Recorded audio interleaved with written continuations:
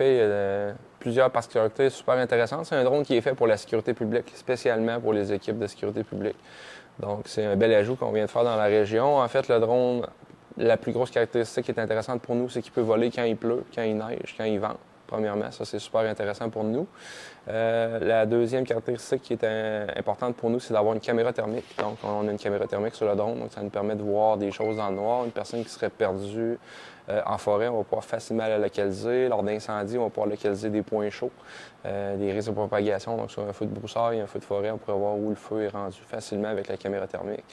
Donc, ça, c'est une particularité super intéressante. Il y a également un zoom sur la caméra qui est impressionnant, qui peut aller jusqu'à 20x en optique, puis à 200x en numérique. Donc, on est capable d'aller chercher des objets super loin avec le zoom. Donc, ça, c'est une particularité qui est super intéressante. Le drone est robuste, là, il est fait pour ça. Il y a 2 piles dessus, donc on peut toujours le garder à on. Il y a 2 piles, il y a de la sécurité beaucoup dessus. Ensuite, qu'est-ce qu'il y a d'autre sur ce drone-là? Sur le dessus, vous voyez ici, on a un haut-parleur. Donc, ça, on peut diffuser des messages avec le drone. Donc, si on localise une personne qui est perdue, on peut lui dire les secours sont en route ou lever le bras si vous nous entendez ou si vous êtes blessé. Puis, il y a aussi ici sur le côté, il y a une caméra, il y a aussi une lumière de sauvetage. Donc, c'est quand même impressionnant la capacité de la lumière. Donc, on pourrait éclairer une scène ou des choses comme ça avec le drone. Il y a le shell qui vient avec le drone qui est super intéressant pour structurer les opérations qu'on peut faire avec. C'est le shell de géométrique, en fait. On voit la carte en temps réel, puis le drone peut interagir avec la carte, puis les intervenants peuvent aussi interagir via un cellulaire, un ordinateur ou une tablette. Donc, on peut être branché à distance sur cet outil informatique-là, puis voir un petit peu ce qui se passe en temps réel. Donc, ici, on a un exemple. On est allé prendre des images, on peut dire au drone. On va travailler dans une zone d'intérêt ici. Ici, on est allé au bassin d'épuration de la ville de Saint-Basile. On est allé prendre des images à jour de la zone qui nous intéressait pour cet événement-là. Donc, on est venu prendre des nouvelles images qui sont vraiment à jour en temps réel sur la journée de notre opération. Donc, on travaille avec les vraies images de la zone impliquée. Puis, ce qui est intéressant, c'est qu'on peut venir mettre des annotations dessus. On pourrait venir localiser une victime, l'emplacement d'une ambulance ou d'un poste de commandement ou des choses comme ça. Puis l'outil nous génère également un modèle en 3 dimensions, qui est quand même assez impressionnant. Ça vient montrer la force de l'outil. On peut venir se mettre en 3 dimensions, puis on a accès à l'élévation du terrain en temps réel. Donc ça, c'est super intéressant. Puis à distance, les intervenants pourraient se brancher directement quand le drone est branché sur la plateforme, accès à la caméra en direct. Donc les gens pourraient venir voir en direct. Donc ici, on voit notre drone est dans la caserne, là. On diffuse en direct ce qui se passe sur la caserne, sur la plateforme. Donc, les gens qui ont accès à la plateforme vont voir en direct ce qui se passe. Puis, on peut voir les différents modes de la caméra. Là, on peut venir se mettre en mode caméra thermique ou en mode normal. Puis, les gens ont accès là, en direct à ce qui se passe sur le terrain. Donc, c'est un outil supplémentaire lors d'une intervention majeure, un glissement de terrain, une inondation ou un incendie. Bien, un centre de coordination d'urgence pour avoir accès à ce qui se passe sur le site. C'est une plateforme, c'est ça, qui donne une puissance supplémentaire à l'outil du drone, donc pour mieux structurer les opérations, avoir des cartes à jour, puis des annotations. Si le drone voit quelque chose de spécial dans les airs, il peut venir mettre une annotation sur la carte, puis tous les intervenants en direct vont avoir accès à ces informations-là. Donc, un bel outil qu'on ajoute dans la région pour notre population. En fait, on a réussi à faire l'acquisition de ce drone-là, donc qui est d'une valeur d'environ, avec tous les équipements, de 20 000 grâce à une subvention qui avait été obtenue par la municipalité de Saint-Alban, Saint-Marc-des-Carrières, Saint-Casimir, pour mettre en place une équipe de sauvetage nautique. Donc, ce drone-là vient s'ajouter à ce projet-là, donc pour venir en support aux équipes de sauvetage nautique de Saint-Alban, Saint-Marc et Saint-Casimir. Donc, la ville de Saint-Basile a joint le projet. Puis, c'est Saint-Basile qui va s'occuper du volet drone là, dans ce projet de subvention-là. Donc, le drone a été acheté par une entente entre ces 4 municipalités-là. Donc, on est super contents de ce projet-là. On est content de travailler avec ces gens-là. Puis, c'est ça, pour la population, c'est un beau service qu'on vient ajouter à très faible coût, là, parce qu'on avait une subvention pour venir payer l'équipement, entre autres, là.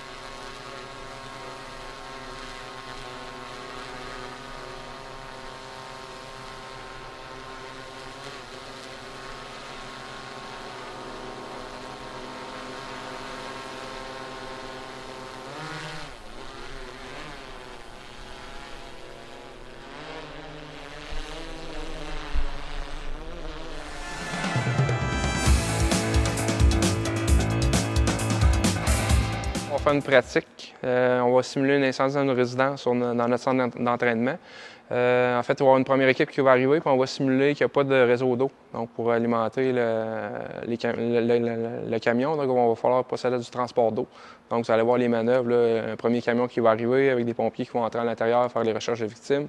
Puis un second camion qui va arriver pour faire l'alimentation en eau. Puis pendant ce temps-là, qu'on ne voit pas sur les images, il y a un autre camion qui va s'installer sur un point d'eau plus loin pour procéder au remplissage des camions citernes plus tard. Donc, c'est un peu ce qu'on va faire ce soir à notre pratique.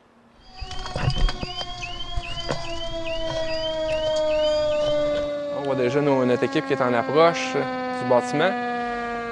Premier autopompe qui arrive sur les lieux. On se positionne en conséquence, on va toujours prendre en considération l'emplacement des bornes fontaines, des risques de propagation aux autres bâtiments, des choses comme ça. Donc le conducteur va placer son véhicule pour éviter ces risques-là. Rapidement, les pompiers vont sortir une lance de premier secours par le pare-choc avant. Vous voyez, le pompier va sortir la lance de premier secours. L'officier a donné un compte-rendu en arrivant, donc il va donner un résumé de ce qu'il voit, de ce qui se passe. Est-ce qu'il y a de la fumée, est-ce qu'il y a des flammes, c'est quoi un résumé du bâtiment, le nombre d'étages et les risques de propagation. Donc les pompiers vont sortir une lance de premier secours qu'on appelle, c'est la lance qui va entrer à l'intérieur pour débuter. L'officier va toujours faire un 360, on va le voir un petit peu plus loin dans la vidéo. Il va faire le tour, on dit un 360, il va faire une reconnaissance des lieux, il va faire le tour du bâtiment pour valider justement les conditions de fumée, comme on a parlé tout à l'heure, est-ce qu'il y a des flammes, à quelle place est l'incendie, le meilleur endroit pour attaquer l'incendie, est-ce qu'il y a des risques, est-ce qu'il y a des bouteilles de propane, est-ce qu'il y a des gens sur des balcons à l'extérieur. Donc c'est ce qu'il va faire en faisant son 360, il va regarder tout ça. On voit les pompiers là, sont en train d'installer une piscine à l'arrière, le réservoir d'eau rouge que vous voyez, c'est une piscine. Comme je vous disais tout à l'heure, on simule qu'on n'a pas de borne fontaine dans ce secteur-là, donc les pompiers vont faire du transport d'eau. Donc on va installer les piscines, puis quand le camion citerne va arriver, il va décharger son réservoir dans la piscine, puis il va faire des relais. Dans le fond, on va faire des allers-retours vers le point d'eau qui, dans ce cas-là, est dans une rivière. Donc à la rivière, on a placé une pompe portative pour remplir les camions citernes. Donc les pompiers enfilent actuellement leur appareil respiratoire afin d'être capables de respirer à l'intérieur du bâtiment. Entre-temps, on voit les pompiers qui installent la piscine et qui installent les aspiros afin d'aller chercher l'eau dans la piscine avec le camion autopompe. Donc, c'est l'opérateur de pompe là, qui a de l'assistance des pompiers. Puis, on va voir par la suite, là, rapidement, les pompiers vont venir sortir une deuxième lance. On devrait le voir bientôt.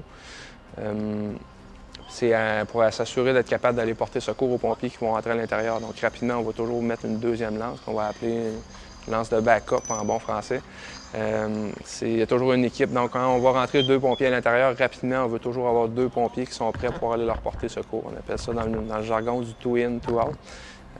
C'est afin d'aller porter secours rapidement à nos pompiers si jamais il arrive un problème pendant leur entrée.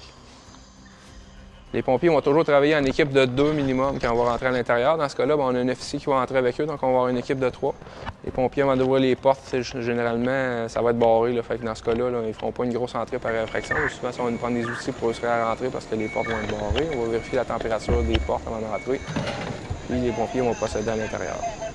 Dans ce cas-là, c'est de la petite fumée de machine de fumée qu'on a, là, mais dans le cas d'un vrai incendie, la visibilité serait beaucoup plus diminuée que ce que vous allez voir dans les images, mais quand même. On voit un deuxième camion citerne qui arrive, donc c'est notre camion citerne qui va venir alimenter la piscine. Dans les cas de feu de bâtiment ici sur notre territoire, nous on fait toujours appel à une deuxième ville automatiquement sur l'appel initial. Donc quand c'est un incendie confirmé, il y a toujours 2 villes qui interviennent en même temps. Entre autres pour avoir au minimum 2 camions citernes. Donc ça, c'est à la première alarme qu'on va avoir ce déploiement-là qui va se faire. Puis quand l'incendie est plus gros et majeur, on va monter un niveau d'alarme qu'on appelle, on va passer en deuxième alarme, en troisième alarme pour avoir des ressources supplémentaires.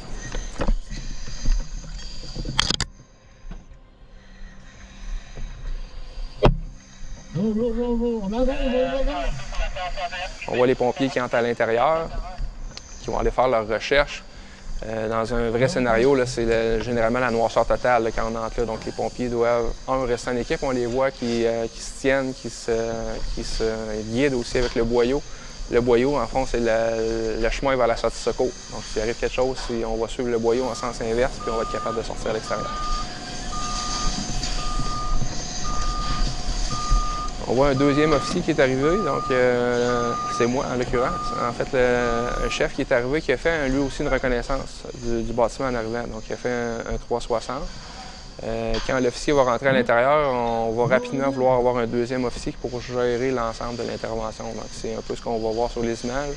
Le deuxième officier qui est arrivé va faire une reconnaissance du bâtiment rapidement et sortir ce qu'on appelle la table PC. La table PC, c'est la table de poste de commandement. C'est là qu'on va gérer les dénombrements, entre autres, pour savoir qui est entré à l'intérieur, combien de pompiers on a sur le terrain. C'est là qu'on va tout savoir ça. On le voit, là, la table PC est en train de se sortir par le deuxième officier qui arrive sur place. Donc, c'est à cet endroit-là qu'on va gérer l'ensemble de l'intervention. Donc, les ressources qui ont été demandées, puis à quel endroit sont nos pompiers.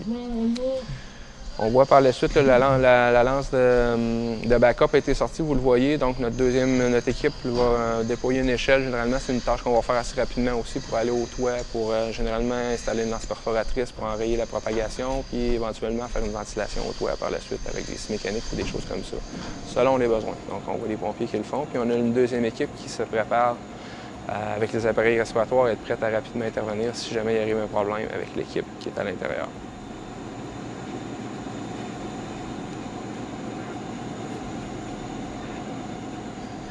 On voit nos pompiers qui font la recherche à l'intérieur. Oh, ils ont trouvé une victime là, dans ce cas-là. Donc, ils vont procéder à la sortie de la victime à l'extérieur.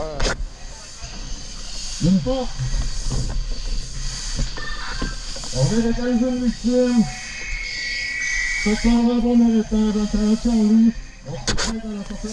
C'est pesant quand on trouve quelqu'un qui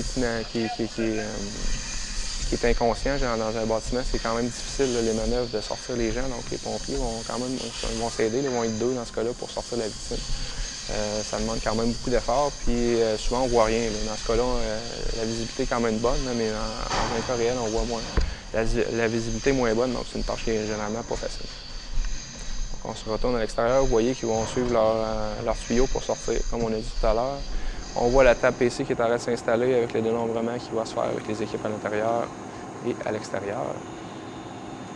Puis la sortie de la victime, les pompiers vont rapidement, généralement, débuter des manœuvres de réanimation. C'est en simulation, donc on ne le fera pas vraiment longtemps, mais généralement, il y a un défibrillateur aussi qui n'est pas loin là, pour rapidement apporter les soins appropriés aux victimes. Donc, c'est la fin du scénario dans ce cas-là. Donc, les pompiers, l'objectif, c'était de rapidement, justement, sortir une victime qui était à l'intérieur d'un bâtiment en feu, donc dans ce cas-là, une résidence. Puis on va voir un petit peu la suite des choses, mais on va faire arroser les pompiers pour simuler l'arrosage intensif d'un bâtiment. Donc vous allez voir, on va déployer 2 lances, puis on va faire sortir de l'eau, en fait, pour voir les délais d'alimentation en eau. Donc pendant nos pompiers travaillaient, le camion citerne est parti, dans le fond, au point d'eau pour faire son remplissage, pour faire les navettes pour revenir alimenter la piscine. Donc, pendant ce temps-là, notre opérateur de pompe, lui, a fait les manœuvres pour aller chercher l'eau dans la piscine. Puis, la piscine, elle diminue. Donc, on a un temps limité sur la piscine. Donc, c'est pour ça qu'on va faire appel à plusieurs camions citernes quand il y a une absence de borne fontaine. C'est une situation qu'on est habitué de travailler. Là. Une absence de borne fontaine, c'est 50 du territoire. Donc, c'est des situations auxquelles on se prépare. Comme vous voyez dans cette pratique-là, on pratique le scénario justement où on n'a pas de borne fontaine.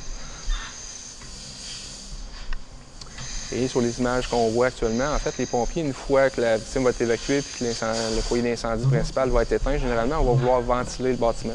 Donc, pour ventiler le bâtiment, on a différentes options. Soit on peut prendre un ventilateur, on appelle une ventilation mécanique, ventilateur à pression positive, pour sortir la fumée du bâtiment. On peut également faire une ventilation, comme dans ce cas-là, c'est une ventilation horizontale. Donc, on va ventiler à la même hauteur que le bâtiment, puis on va envoyer, on appelle ça une ventilation hydrodynamique. Le pompier va prendre son jet, puis il va faire un patron d'environ 30 degrés avec la largeur de la diffusion de son jet.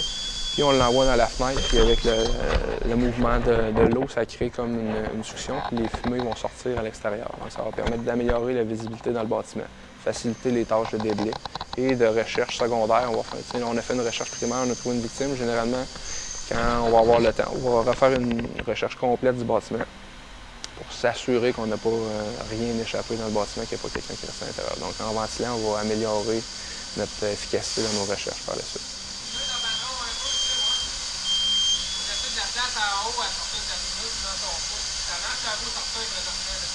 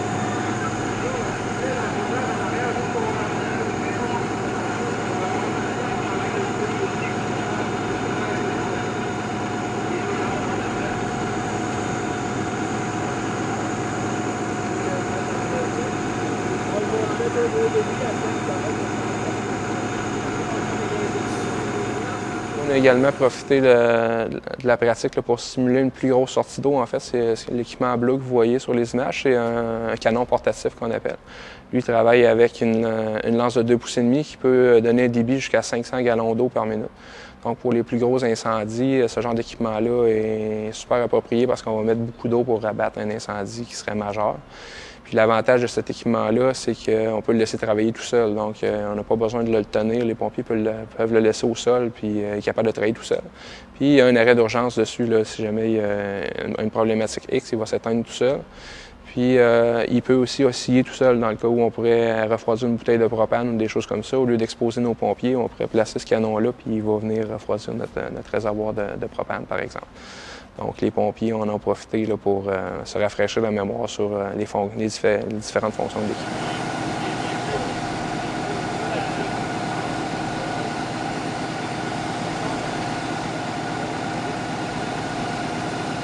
On a notre camion-citerne qui revient du point de ravitaillement, dans le fond, qui était se remplir en eau, puis qui revient, donc il va venir remplir la piscine. Donc, vous allez voir la manœuvre, c'est rapide. Environ en 1 minute, le réservoir du camion va être vidé, puis il va être transféré dans la piscine, puis le camion autopompe va pouvoir à ce moment-là aller chercher l'eau dans la piscine avec les aspiros. Donc, c'est une manœuvre qui est relativement rapide.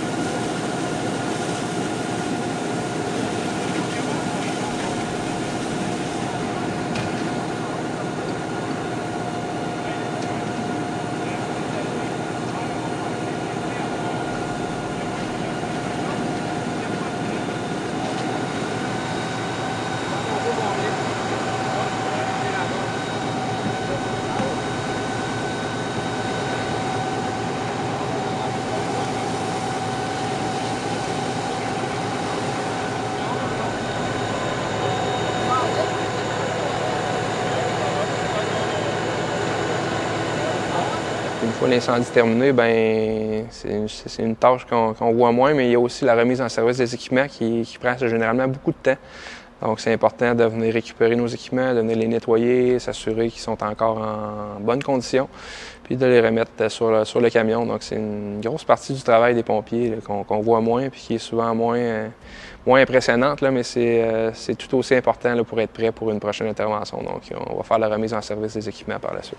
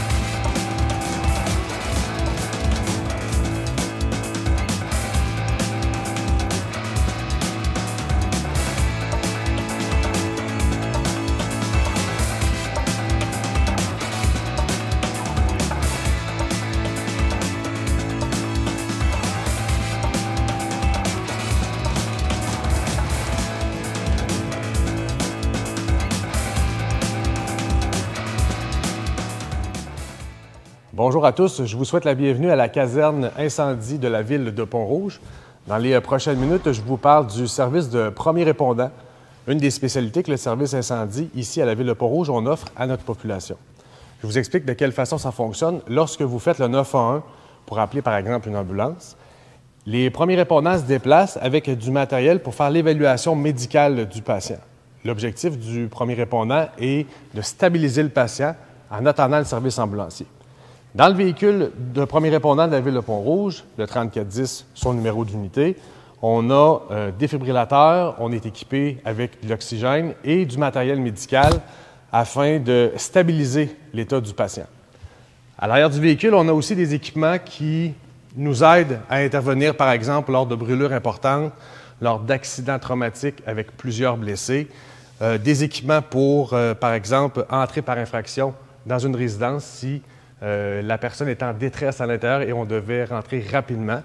C'est des équipements qui sont à bord du véhicule afin d'intervenir rapidement auprès du patient et de le stabiliser. En conclusion, si jamais vous avez un problème à la maison, on vous invite à faire le 911 et surtout de ne pas être gêné. Le service incendie de la ville de Pont-Rouge répond à peu près à 550 appels médicaux par année. Une autre spécialité que je vais vous présenter aujourd'hui est le sauvetage hors route. Nous, on l'appelle souvent le SUMI. On a 3 unités SUMI au niveau de la MRC de Portneuf, Saint-Casimir, Saint-Raymond et ici à Pont-Rouge, avec des unités soit VTT ou motoneige. La spécialité SUMI, en réalité, c'est un sauvetage en milieu isolé. Et ce qui arrive, c'est par exemple un citoyen pour avoir un accident de motoneige, il est dans le bois. Alors, les services d'urgence sont appelés, les pompiers avec les VTT et la civière d'évacuation. Le service ambulancier, le service de police se déplace sur l'intervention. Alors, les pompiers se dirigent vers la victime avec un ambulancier pour aller stabiliser le patient et l'évacuer de la zone dans le bois, par exemple, où il y aurait eu un accident. Lorsqu'on rencontre le patient, lorsqu'on trouve le patient, parce que des fois on cherche un peu, on va mettre le patient sur le matelas immobilisateur afin de sécuriser le patient, s'assurer de ne pas aggraver sa blessure, parce que notre rôle à nous, c'est de ne pas aggraver la blessure du patient. Nous allons prendre le patient, le mettre dans la civière d'évacuation et par la suite, les premiers répondants de Pont-Rouge, par exemple, ou les services ambulanciers pourront administrer les soins de base au patient pour permettre de l'évacuer de façon sécuritaire, ainsi que les intervenants qui vont se déplacer pour le sauvetage du blessé. Tout à l'heure, je vous ai présenté les équipements de premiers répondants, les équipements de sauvetage de route, le VTT, avec la civière d'évacuation. Une des choses qui était importante pour les services incendies, on pourrait dire l'éthique de travail. Nous, ici, au service incendie à Pont-Rouge, chaque semaine, tous les équipements sont vérifiés afin de s'assurer que lors d'une intervention d'urgence, on soit capable d'intervenir rapidement. Je vous montre un peu les équipements, de quelle façon sont disposés dans les camions. C'est pensé, réfléchi et on a fait des tests. Nous, ici, au service incendie à Pont-Rouge, on a fait plusieurs tests pour déterminer qu'est-ce qui était le mieux pour nous. Alors, les équipements ils sont positionnés dans le véhicule afin qu'on puisse les récupérer rapidement pour intervenir très vite, pour apporter de l'eau le plus vite possible au feu. On sait que le feu double à chaque minute. Alors, si on a un début d'incendie dans un cabanon, par exemple, le véhicule autopompe arrive le premier, les pompiers débarquent du camion, et je vous donne un exemple, ils veulent sortir une lance rapide pour aller au feu. On a juste à tirer sur le jet et tout est branché, 250 pieds de lance pour mettre de l'eau rapidement au feu. Je vous ai présenté, il y a de ça quelques minutes, les équipements du côté droit du véhicule. Du côté gauche, on peut voir le panneau d'opération pour l'opérateur de pompe. Le chauffeur du véhicule devient l'opérateur de pompe. Alors, lors d'une arrivée sur une intervention d'urgence, l'opérateur débarque de son véhicule, va activer sa pompe et voyez-vous, les équipements sont disposés proche de lui pour lui permettre d'intervenir rapidement et donner de l'eau aux pompiers qui sont au feu. Je vous ai parlé du sauvetage hors route, du premier répondant, des équipements dans l'autopompe, la première autopompe qui arrive lors d'une intervention incendie. Maintenant, on va parler un peu prévention. Plusieurs villes dans Portneuf, Saint-Raymond, Saint-Basile, comme Pont-Rouge, ont fait de l'auto-inspection. On invite la population à remplir le petit formulaire disponible sur le web. À Pont-Rouge, c'est soit via le site Internet ou lorsque les pompiers se présentent à votre domicile, vous êtes absent, on vous laisse un accroche-porte. On invite les gens à remplir l'auto-inspection, ce qui nous permet, nous, de déterminer si votre avertisseur de fumée est conforme non conforme et ça vous donne un indice à vous aussi de peut-être que vous êtes dû pour changer votre avertisseur de fumée. L'avertisseur de fumée, tout le monde le sait, c'est bon pour 10 ans. La date est supposée être inscrite dessus. Si jamais vous n'avez pas de date d'inscrite sur votre avertisseur de fumée, ce qu'on conseille aux gens, c'est de le jeter et d'aller en grande surface pour vous acheter un autre avertisseur de fumée. Alors, on se rappelle, 10 ans pour l'avertisseur de fumée. Et l'auto-inspection, on invite la population à bien remplir le formulaire d'auto-inspection, ce qui nous donne à nous, le service incendie, des belles données pour la prévention incendie. Une chose que des fois les gens ne connaissent pas et se demandent toujours c'est quoi, c'est lors d'une intervention majeure, on a toujours une personne qui est à l'avant du bâtiment qui va travailler avec la table PC qu'on appelle, qui devient le poste de commandement.